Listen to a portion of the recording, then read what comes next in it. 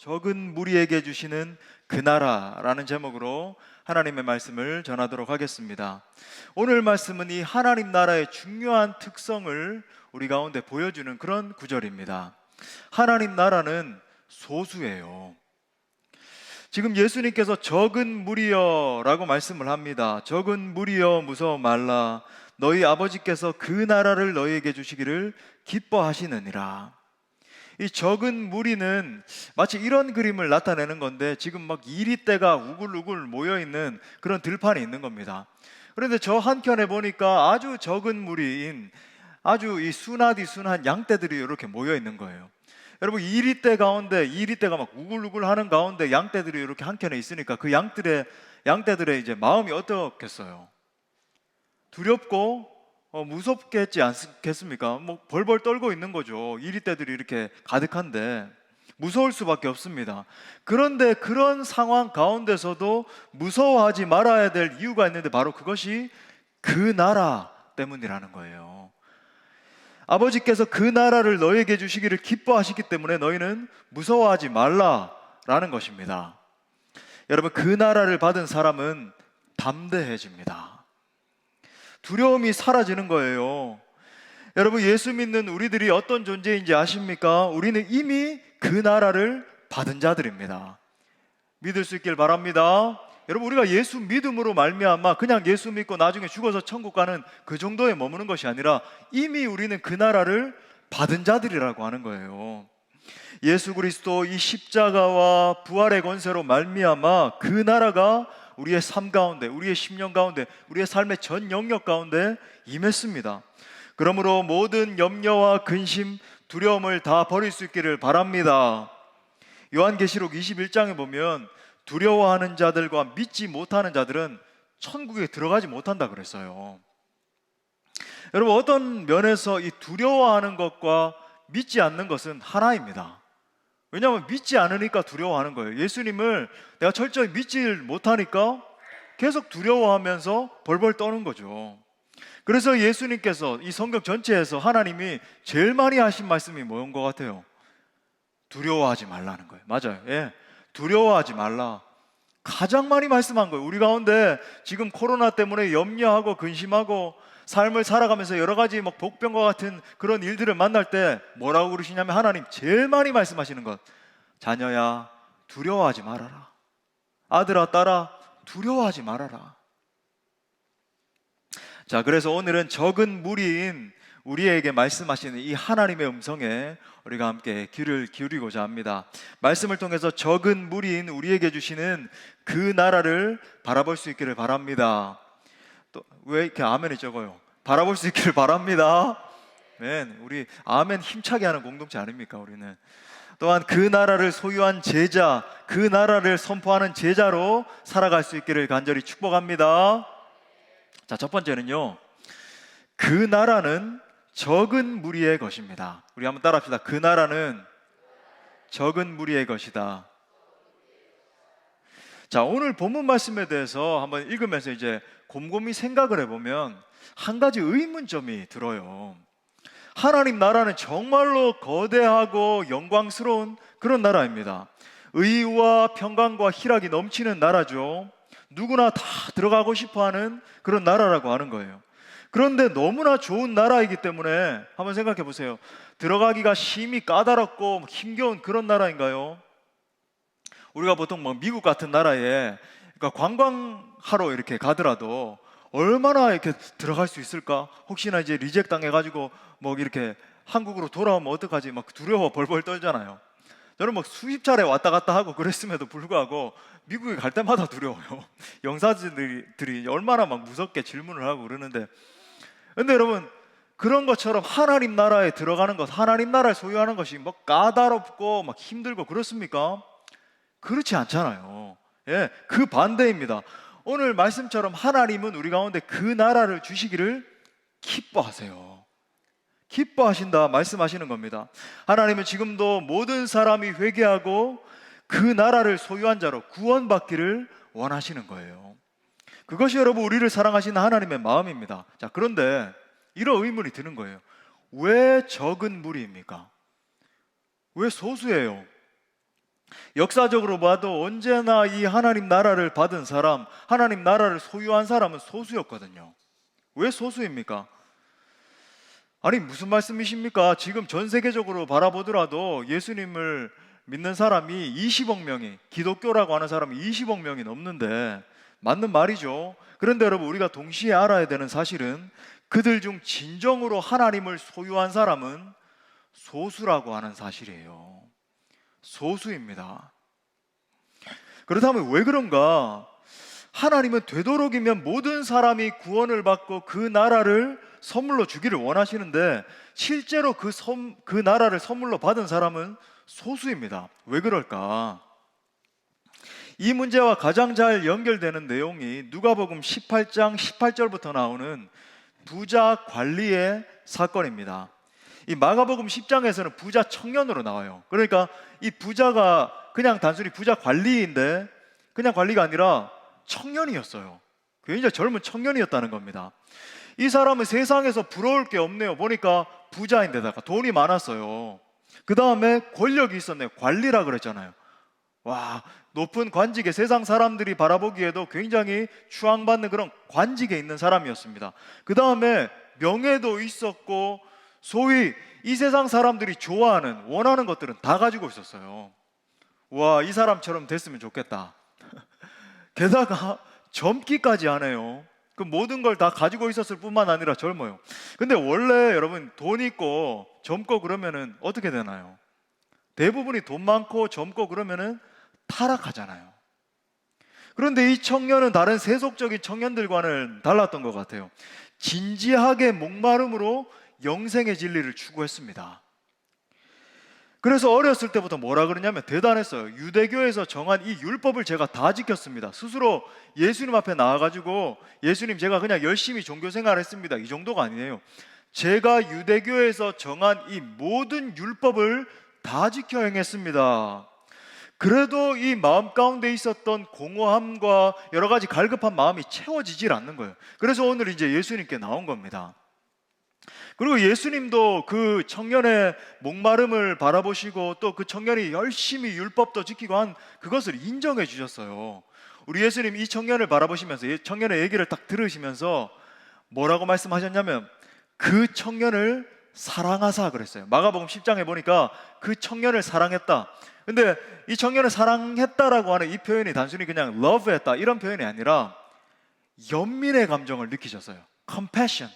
이 청년을 바라보시고 이 청년이 제가 정말로 진리를 추구하고 영생을 얻기 위해서 어려서부터, 어린 시절부터 철저하게 율법도 지키고 어떻게 하면 영생을 얻을 수 있을까 노력했습니다 하면서 그때 예수님이 이 말씀을 들으시면서 뭐라 그러냐, 연민을 느끼신 거예요. 어떤 면에서 불쌍히 여기신 겁니다. 어려서부터 그렇게 노력을 해왔으니까. 자, 그런데 그 청년을 향해서 한 가지 결정적인 이야기를 하세요. 누가복음 18장 22절 초반에 보니까 먼저 이렇게 말합니다. 예수께서 이 말을 들으시고 이르시되 내게 아직도 한 가지 부족한 것이 있으니. 지금 영생 얻는 길을 알려주시면서 너는 딱 한 가지 걸려있는 게 있어.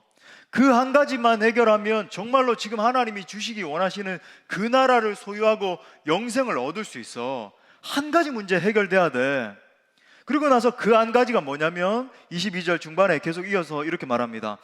내게 있는 것을 다 팔아 가난한 자들에게 나눠주라. 그리하면 하늘에서 내게 보화가 있으리라.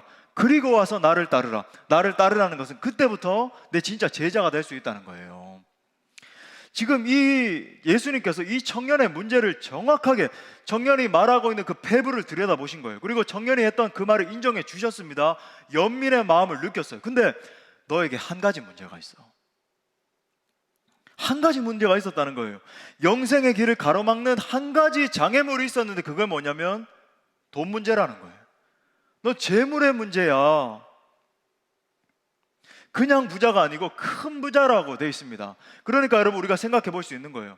여러분, 돈이 어느 정도가 아니라 굉장히 많은 사람은 어떤 패턴에 갇혀서 살아가게 될까요?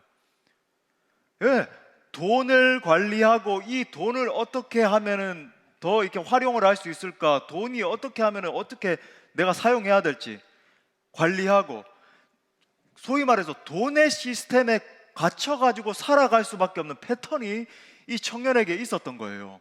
그러니까 너는 이거 해결 안 되면 하나님 나라 바라볼 수 없어.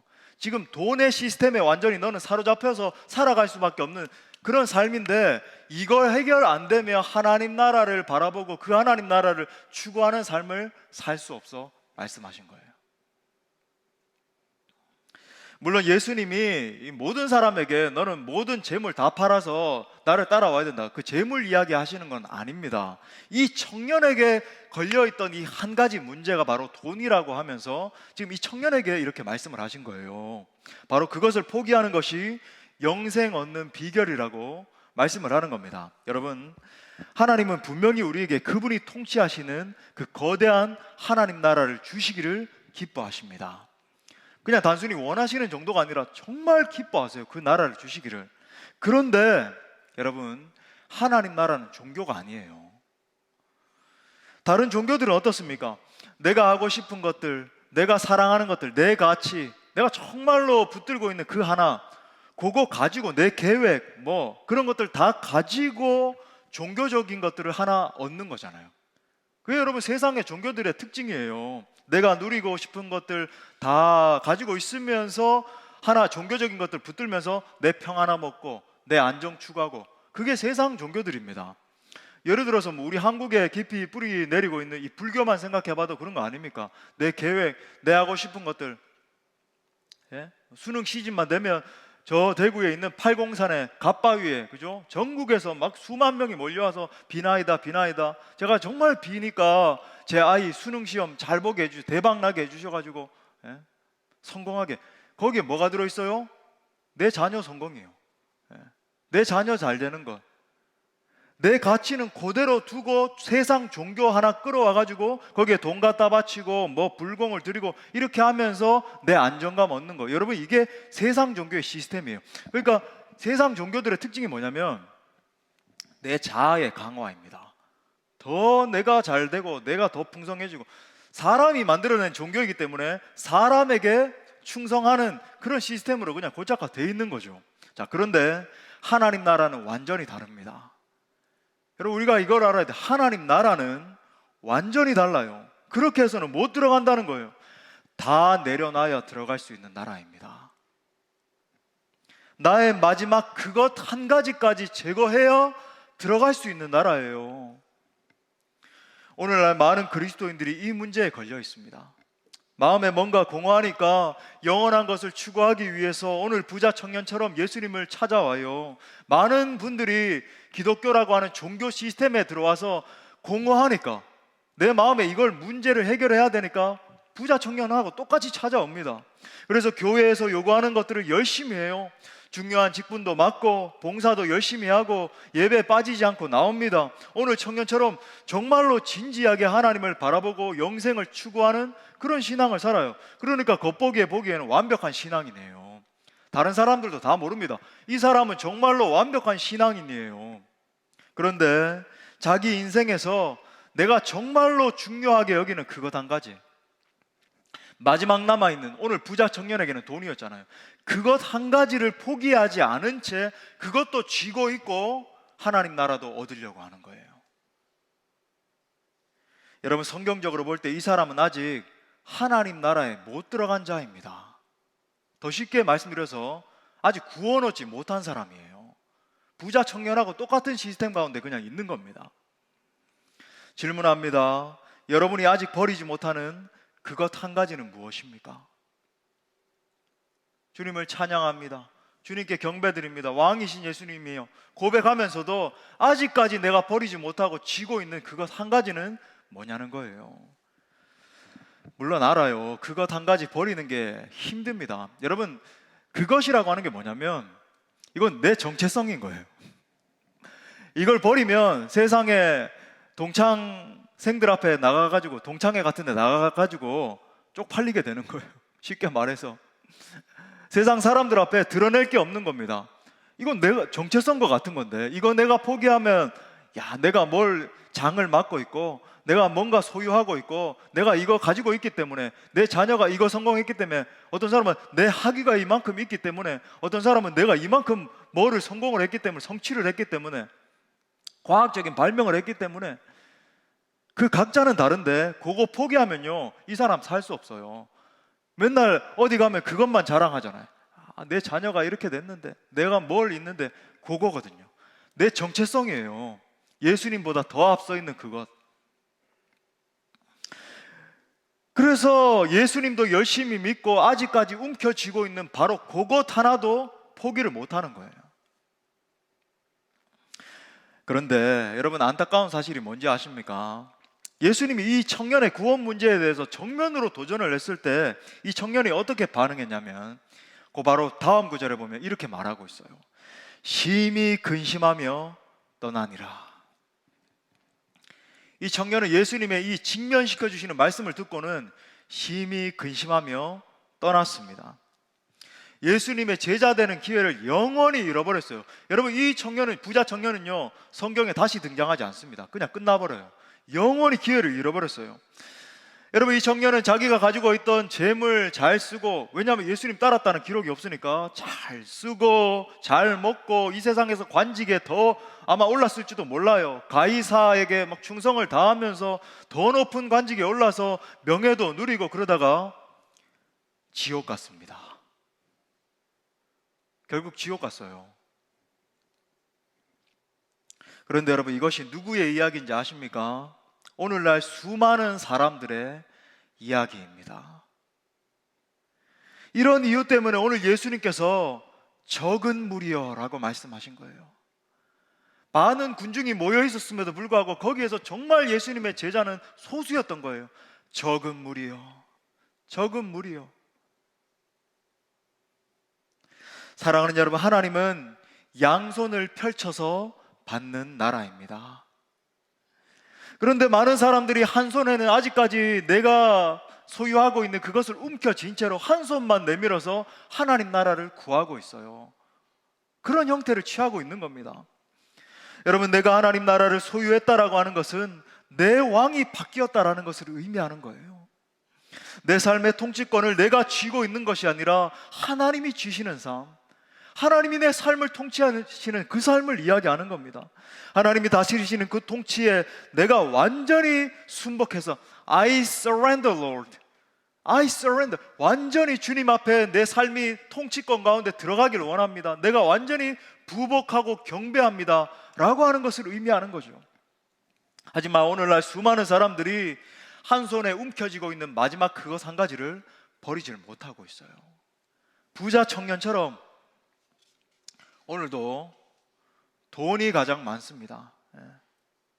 자본주의 사회에서 돈이 가장 많아요. 겉으로 드러나는 것은 다 달라요. 뭐 돈일 수도 있고, 명예일 수도 있고, 지위일 수도 있고, 미래, 뭐 안전, 내 자녀, 안락함, 뭐 다 다를 수 있습니다.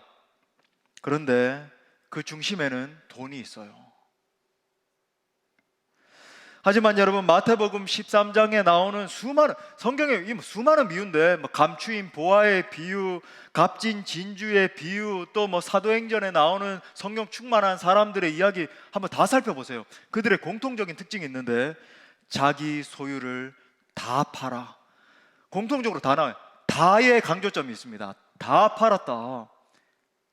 이거 각자에게 있는 거 다 다른데, 이건 뭐냐면 내 소유권을, 내 삶의 모든 인생의 이 통제권을 주님 앞에 올려드렸다라고 하는 그런 의미예요.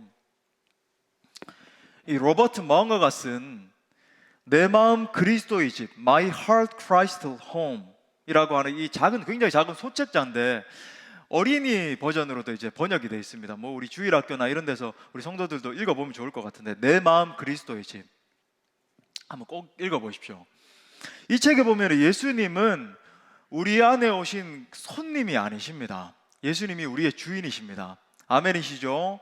예, 우리 주인이세요. 그런데 많은 사람들이 예수님이 우리의 자리에 왔을 때 거실에만 앉아있게 하는 거예요. 이 책에 그렇게 나옵니다. 거실만 깨끗하게 치워놓고 부엌에는 이제 못 들어오게 하시는 거예요. 자기가 좋아하는 음식은 뭘 상징하냐면 뭐 돈이라든지 학위라든지 주식이라든지 뭐 부동산 뭐 이런 걸 의미하는 겁니다. 근데 진리인 성경은 갖다가 그냥 반찬으로만 먹는 거예요. 주식은 이런 거고.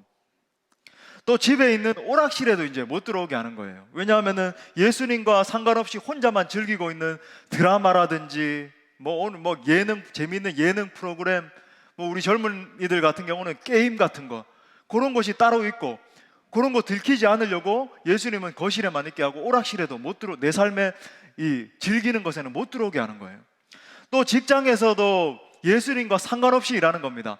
예수님, 주님 찬양합니다. 그 교회에서만 예수님이고, 내 직장 가운데서는 내 하고 싶은 대로 돈 벌고, 내 하고 싶은 대로 성취하고, 남을 짓밟아서도 올라가고, 하고 싶은 대로 살아가는 거예요. 또 침실에도 예수님이 못 들어오게 하시는 거예요. 왜냐하면 요거는 내 영역이라는 거죠. 내 침실인데 예수님 감히 못 들어오신다. 여러분, 이런 모습이 우리의 영적 상태라는 겁니다. 그런데 여러분, 예수님은 손님이 아니십니다. 우리의 주인이시죠. 우리의 주인이세요. 내 삶의 모든 방마다 예수님이 자유롭게 들어가실 권리가 있으신 거예요.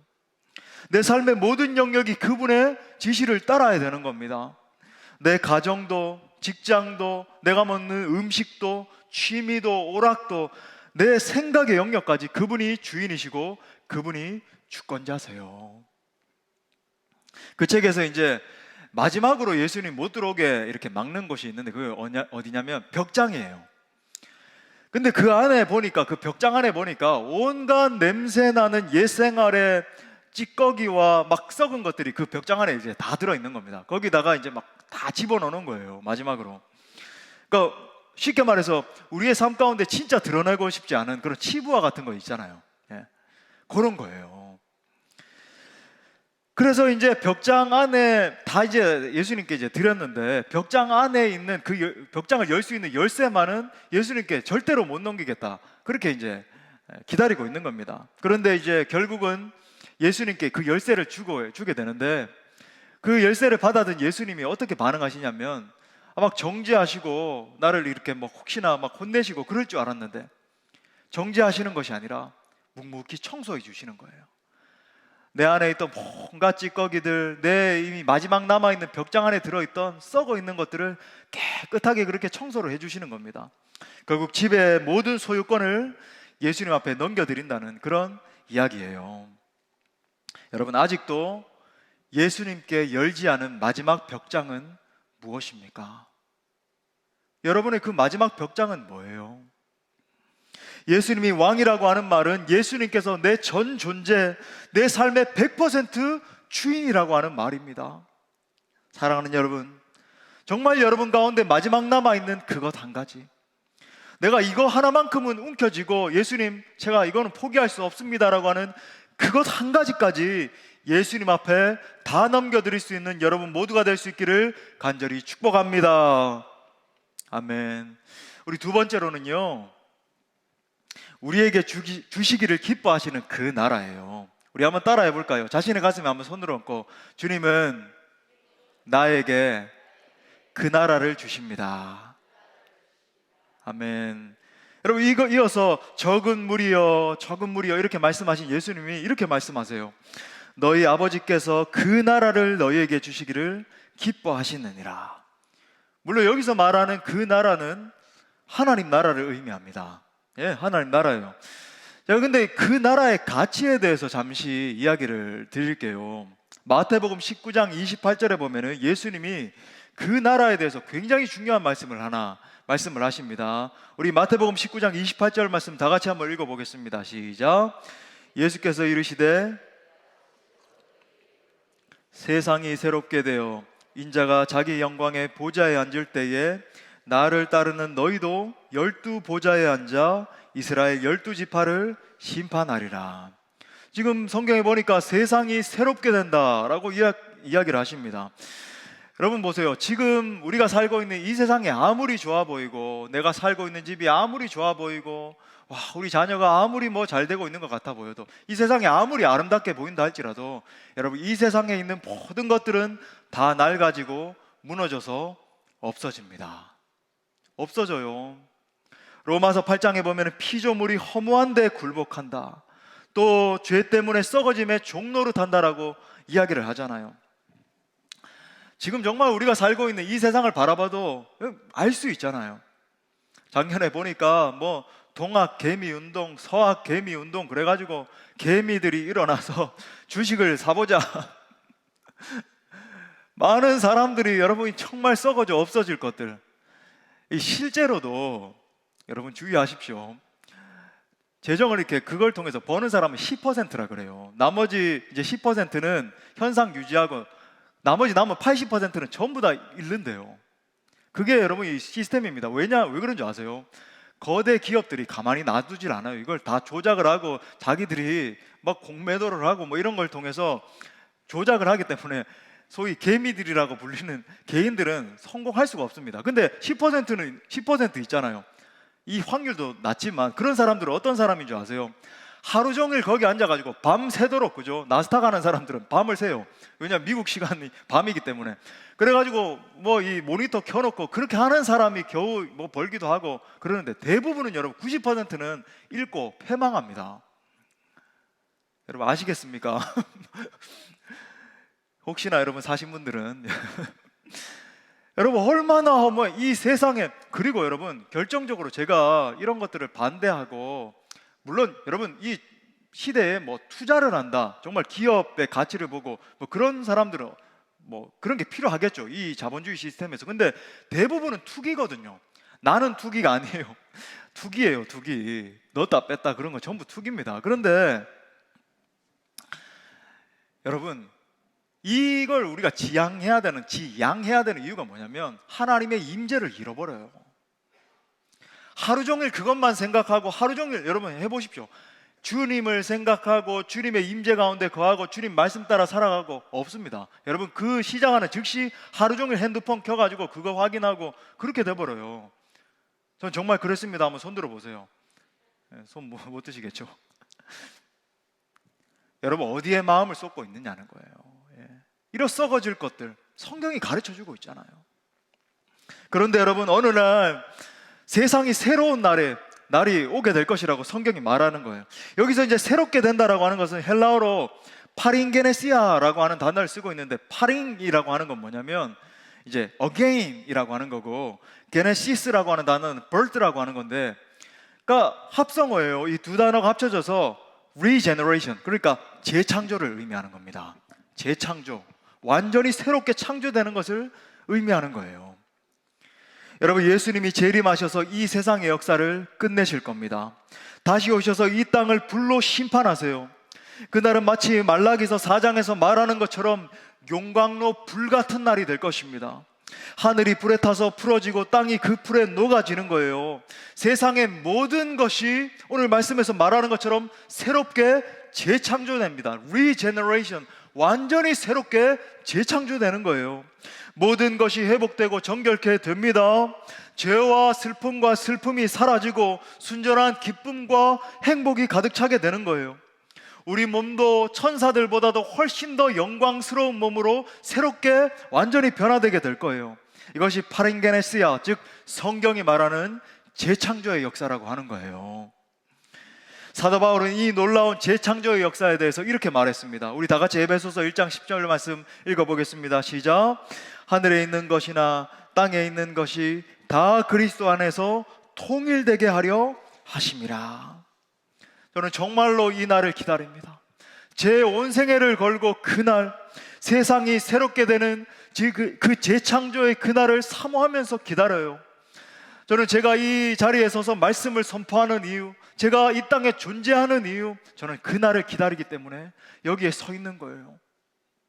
그날이 되면 여러분 심지어 모든 자연 만물도 회복되어서 함께 하나님 앞에 기뻐하게 된다라고 말씀하고 있습니다. 저 종종 이렇게 다큐멘터리를 보는데 저희 집에 있는 임성신이라는 분이 있습니다.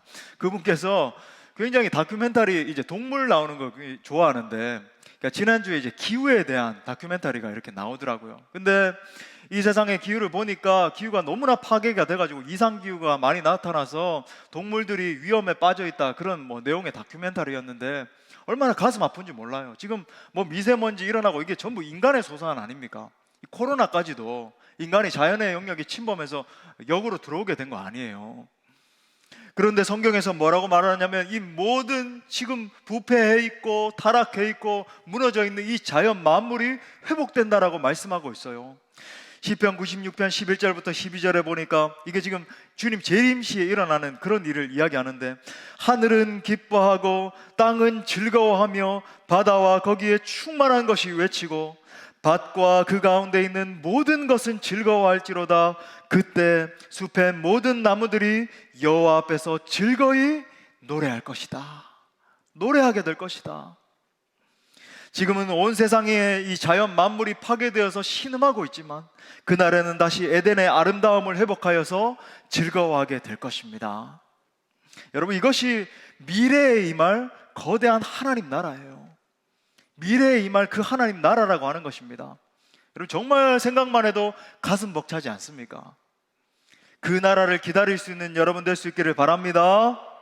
자, 그런데 성경에 보면은 그 나라를 미래에만 임하는 나라가 아니라 현재에도 임하는 나라로 표현을 하고 있어요. 여러분, 하나님 나라는 미래에만 임하는 것이 아니라 현재에도 임하는 나라라고 말합니다. 그렇다면 그 나라가 언제 어디로 임하는가? 우리가 거듭날 때, 우리가 정말 예수 그리스도를 주로 영접해서 우리가 중생할 때 우리의 심령 안으로 임합니다. 제가 아까 말씀드린 이 파링게네시아라고 하는 단어가 성경에 딱 2번 쓰여 있는데 굉장히 중요한 단어예요. 아까 말씀드린 이 마태복음 19장에 나오고, 그리고 이제 디도서 3장 5절 말씀에 나와요. 굉장히 중요한 구절입니다. 디도서 3장 5절 우리 다 같이 한번 읽도록 하겠습니다. 시작. 우리를 구원하시되 의로운 행위로 말미암지 아니하고 오직 그의 긍휼하심을 따라 중생의 씻음과 성령의 새롭게 하심으로 하셨나니.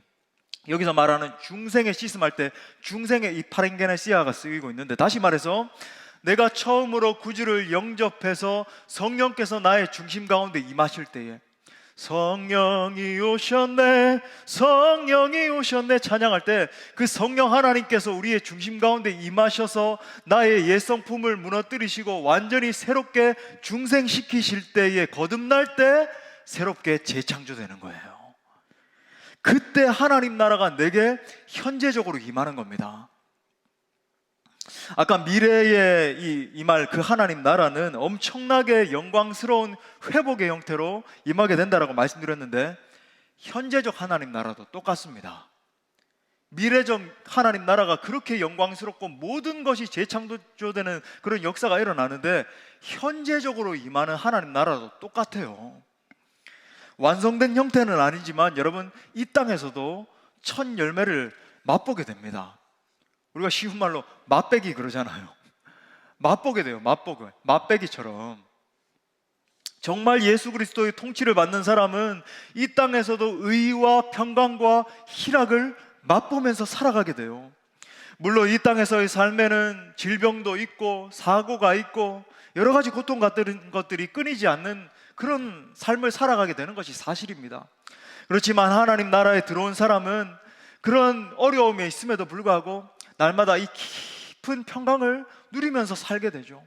이 세상의 환경이 줄 수 없는 깊은 내적인 평안함. 물론 때때로 힘들고 넘어질 때도 있지만 금세 나를 구속하신 그 예수 그리스도를 생각하면서 또 나 같은 죄인에게 주신 그 아름다운 엄청난 하나님 나라를 바라볼 때 다시 평강을 회복하게 되고 기쁨과 감사를 회복하게 되는 거예요. 또한 날마다 의의 질서 속에서 살아가면서 이 땅에서 하나님 나라를 살아가는 그런 삶을, 풍성한 삶을 누리게 되는 겁니다. 돈에 있어서도 마찬가지예요. 이 많은 사람이 우상이 되어 있는 이 돈도 오늘 말씀의 다음 구절인 33절에 보면, 오늘 말씀 여러분 눈으로 보세요. 돈과 연결되어 있다는 것을 우리가 알 수 있잖아요.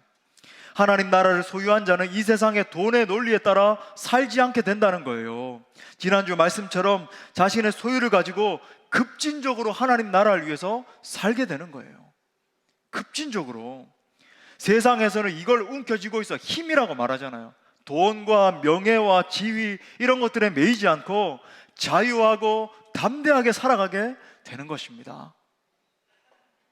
정말 이 말씀을 준비하다 보면, 하나님 나라에 대해서 그리다 보면 이 설교자의 제한된 언어로 제가 어떻게 하면 이 하나님 나라의 영광스러움과 아름다움과 주 예수 그리스도 우리를 구속하신 그분의 탁월한 능력에 대해서 제가 다 묘사할 수 없다라고 하는 것이 참 안타깝게 여겨져요. 부족합니다. 우리 예수님 뭐라고 말씀까지 하셨냐면, 심지어 이 하나님 나라를 발견한 사람은 자기가 소유하고 있던 그 모든 소유를 다 팔아서 하나님 나라의 이 밭을 산다라고 그러잖아요. 이게 얼마나 귀중하면, 내가 지금까지 소유했던 내 삶 전체를 통틀어서 모아왔던 그 모든 가산을 다 팔아서 이걸 산다 그러는 거예요. 이 귀중한 재물을, 이 밭을. 이 놀라운 하나님 나라, 그 하나님 나라를 주신 그 예수 그리스도의 은혜를 발견한 사도 바울의 고백을 한번 들어보십시오. 이렇게 말합니다. 빌립보서 1장 21절에서 이는 내게 사는 것이 그리스도니 죽는 것도 유익함이라. 내게 주신 그 하나님 나라 때문에, 예수 그리스도의 그 영광 때문에 내가 죽어도 괜찮다는 거예요. 내 생명보다 더 귀하다. 또 갈라디아서 6장 14절 말씀에서도 그러나 내게는 우리 주 예수 그리스도의 십자가 외에 결코 자랑할 것이 없으니 그리스도로 말미암아 세상이 나를 대하여 십자가에 못 박히고 내가 또한 세상을 대하여 그러하니라. 나는 죽었다는 거예요. 내가 예수 그리스도 그 영광, 하나님 나라만 생각하면 나는 이미 없습니다. 내게는 예수님밖에 없습니다. 바라기는 여러분의 심령마다 이 놀라운 하나님의 나라가 임할 수 있기를 간절히 축복합니다. 이미 임한 그 나라를 바라보고 그 나라를 선포하는 삶을 살 수 있기를 바랍니다. 마지막 세 번째로 우리의 사명이에요. 우리 한번 따라합시다. 우리의 사명은 누룩의 사명입니다. 자, 현재에 임하는 이 하나님 나라, 이게 참 하나님 나라의 현재성 그러는데 좀 어려운 용어로, 이것에 대해서 굉장히 중요하게 표현한 구절이 이 비유가 누룩 비유예요. 누룩 비유.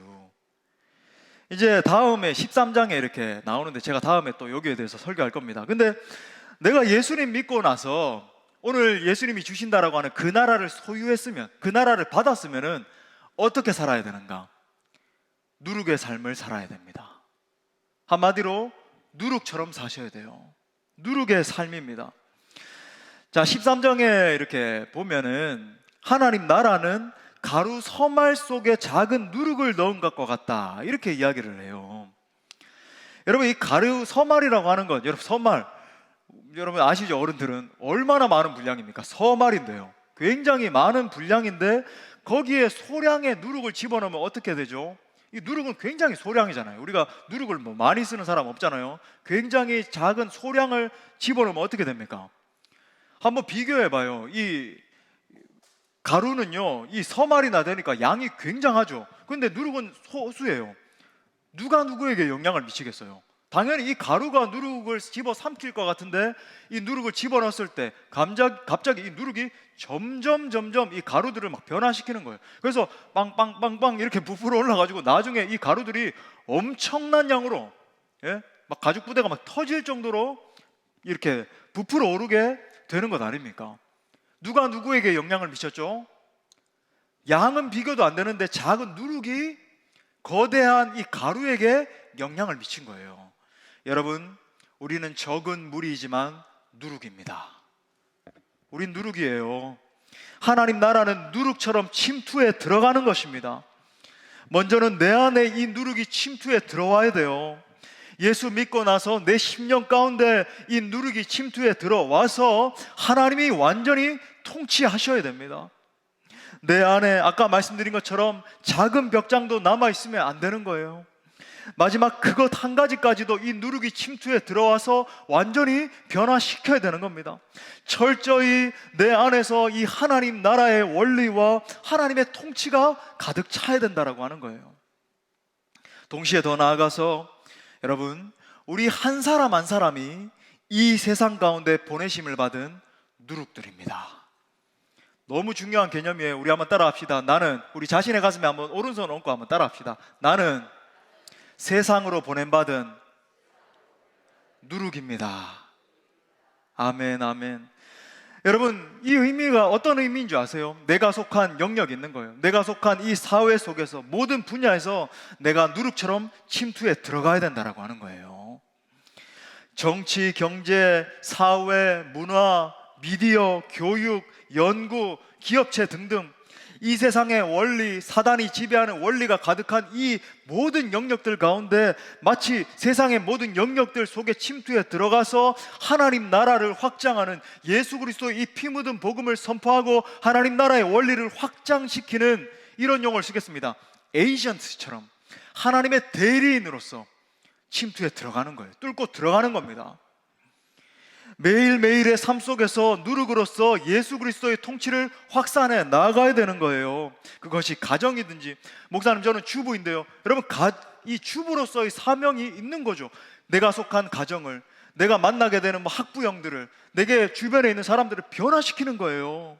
여러분, 이것이 우리가 이 땅에 존재하는 목적이고 우리의 진짜 잡, 진짜 직업이고 우리의 소명인 겁니다. 우리의 소명인 거예요. 영화 007 보셨습니까? 예, 한 번쯤 007 다 봤잖아요. 뭐 OCN 같은 데서 이렇게 막 케이블 같은 데서도 한 번씩 하니까 뭐 지나가면서라도 한번 보셨을 거예요. 그 007 주인공인 제임스 본드가 어떻게 하죠? 이 사람은 드러내지 않잖아요. 막 사람들한테 저는 비밀 요원입니다, 제가 뭐 이런 문제를 해결할 겁니다, 그렇게 하지 않잖아요. 비밀 요원이에요. 말 그대로 정부로부터 이렇게 철저하게 훈련이 돼서 비밀 요원으로 양성이 돼서 그 고쳐야 되는 영역 가운데 침투에 들어가서 그걸 임무를, 작전을 정확하게 수행하고 다시 이렇게 빠지는 역할을 하잖아요. 마지막에 이 임무를 수행하고 빠질 때는 막 뻥뻥 터지는데 막 이렇게 막 멋있게 영웅처럼 이렇게 빠져나오고 그러지 않습니까? 마치 그런 자들이라고 하는 거예요. 우리가 또 그런 이미지도 생각나는 겁니다. 예전에 참 이 이미지가, 이렇게 영상을 보면 그 이미지가 생생한데, 빈 라덴 여러분 아시잖아요. 이 빈 라덴을 제거하기 위해서 미국 정부에서, 그죠, 이 국방부에서 특수한 이 특공대를 마련해가 특수 특공대를 파견을 해가지고 파키스탄으로 이렇게 파견을 해가지고 몰래 침투해 들어가고, 여러분 그 장면 기억하시죠? 뭐 대통령과 뭐 정부 고위들이 같이 이렇게 영상으로도 보고 있고, 우리도 그걸 막 이렇게 봤잖아요. 그렇게 침투에 들어가가지고 이 빈라덴을 딱 잡아가지고 사살하는 그 작전을 수행하는, 여러분 마치 우리가 그런 특공대와 같은 그런 자들이라고 하는 거예요. 여러분 이와 같습니다. 누룩은 숨어서 비밀 작전을 수행하는 거예요. 드러내는 것이 아니라 숨어서 침투에 들어가서 사명을 감당하는 겁니다.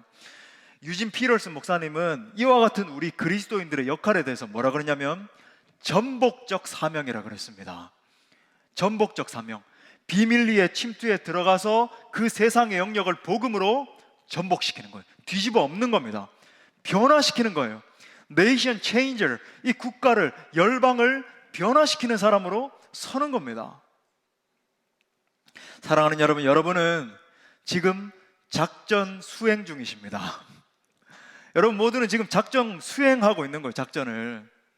그래서 여러 가지 고난과 어려움을 당하고 있는 거예요. 여러분 한번 믿음의 눈을 들어서 곰곰이 한번 생각해 보십시오. 모든 것이 우연히 일어난 것이 아닙니다. 예배하다가 핍박당하고, 전도하다가 멸시당하고, 선교하다가 죽기까지 하는 거예요. 여러분 우리가 전도팀이 나가가지고 때때로는 이런 어려움을 당하고 있습니다. 여러분 그런 말 듣는 게 당연한 거예요. 여러분 역사상 예수 그리스도께서 오시고 복음을 선포하신 이후에 전도하기 좋았던 때는 아무도 없었습니다. 코로나라서 전도 못합니다, 우리 복음 사명 감당 못합니다. 여러분 코로나이기 때문에 더 건져내기 쉬운 거예요. 사람들의 마음이 약해져 있으니까. 이래서 못합니다, 그런 것 없습니다. 핍박을 당한다 할지라도, 어려움을 당한다 할지라도, 심지어 내가 복음 전하다가 죽임을 당한다 할지라도 예수 그리스도의 그 피 묻은 복음을 전하면서 전복적 사명을 감당하는 거예요. 또한 낙태와 동성애와 자살과 싸움과 전쟁과 살육이 가득한 이 세상 가운데서 하나님의 정의를 외치다가 심한 고난을 겪기도 하는 겁니다. 하지만 분명한 것은 여러분 기억하세요. 우리 모두는 반드시 최종 승리할 것입니다. 여러분 우리는 승리를 이미 따놓은 거예요. 승리가 예견되어 있는 그런 자들이라고 하는 겁니다. 힘들고 어려울 때가 있지만 머지않아 그날이 오면, 우리 주 예수 그리스도께서 다시 재림하실 때 그날이 되면 만물을 회복하실 것입니다. 우리가 찬양하는 것처럼 물이 바다를 덮음같이 여호와의 영광을 인정하는 것이 온 세상 가운데 가득 차게 될 것입니다. 인도와 중국과 네팔과 미얀마 등 모든 아시아의 미개척 미전도 종족에 있는 불쌍한 복음을 모르는 죽은 영혼들이 주님 앞에 돌아와 회개하고 예수님을 찬양하게 될 것입니다.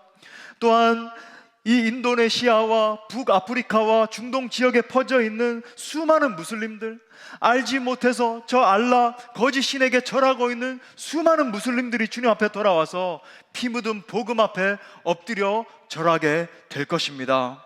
완성된 그 나라를 바라보면서 누르게 사명을 감당하는 저와 여러분, 우리 수원동부교회 모든 식구들 될 수 있기를 간절히 축원합니다. 말씀의 결론을 맺겠습니다.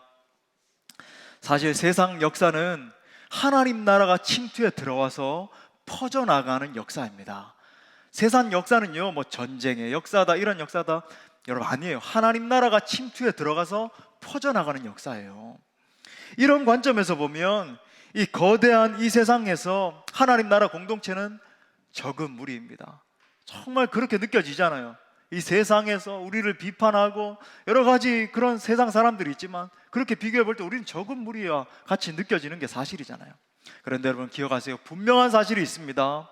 우리는 적은 무리이지만 전능하신 하나님 나라의 특공대입니다.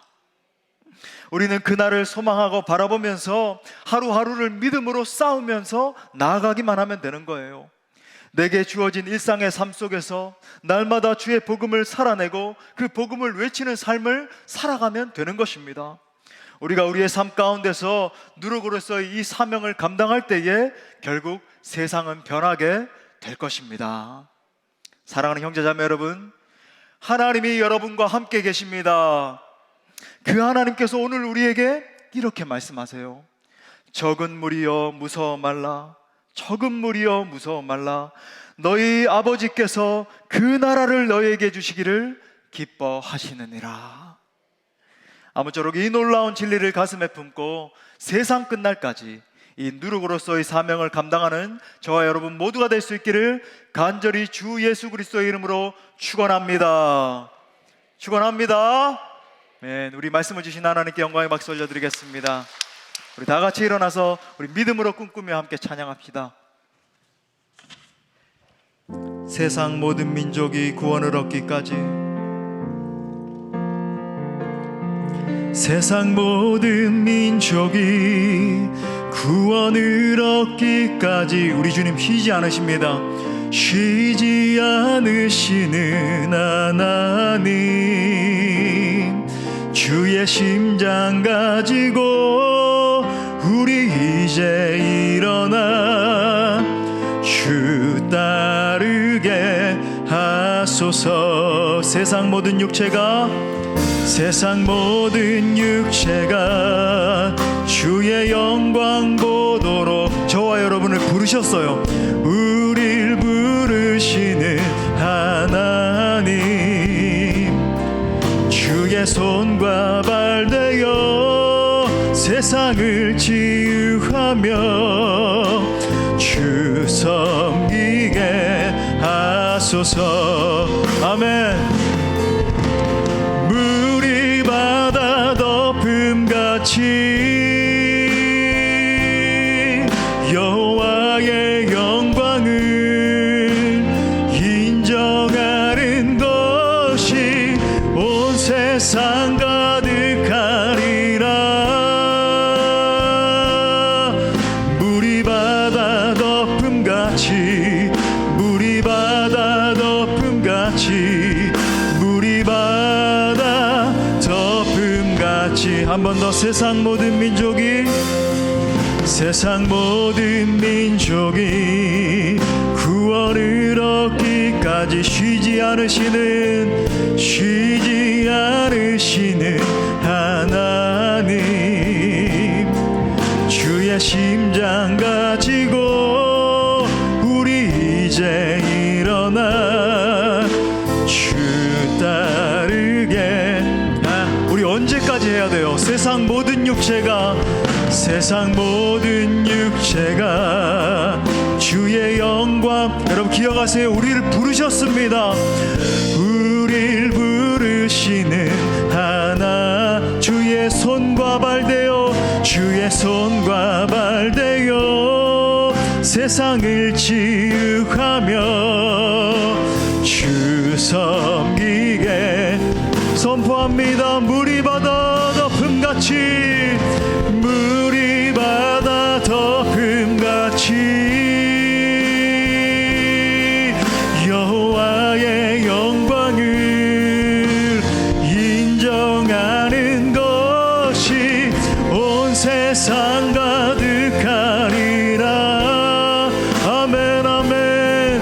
물이 바다 덮음같이, 물이 바다 덮음같이, 물이 바다 보리라. 그날에 보리라.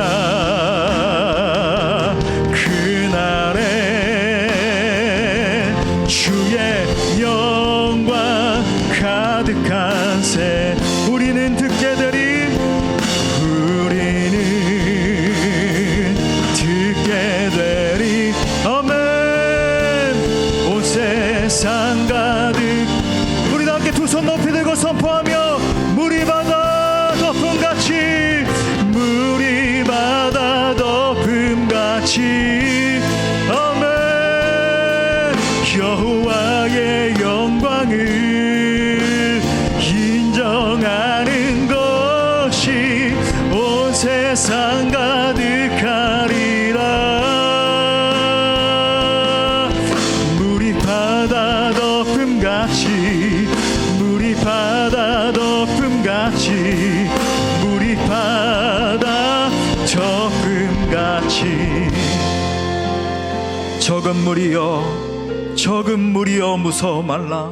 너희 천부께서 그 나라를 너희에게 주시기를 기뻐하시느니라. 여러분 오늘 이렇게 말씀하신 하나님의 음성 앞에 반응하며 기도합시다. 하나님, 우리에게 주신 이 놀라운 나라를 바라보면서 믿음으로 전진하는 우리가 되게 하여 주시옵소서. 그래서 이 세상에서 누룩으로서의 사명을 감당하며 세상을 치유하며 나아가는 저와 우리 공동체 되게 해달라고 함께 기도합시다. 성령으로 충만하게 부어주옵소서. 사명 감당케 하여 주옵소서. 함께 기도합니다.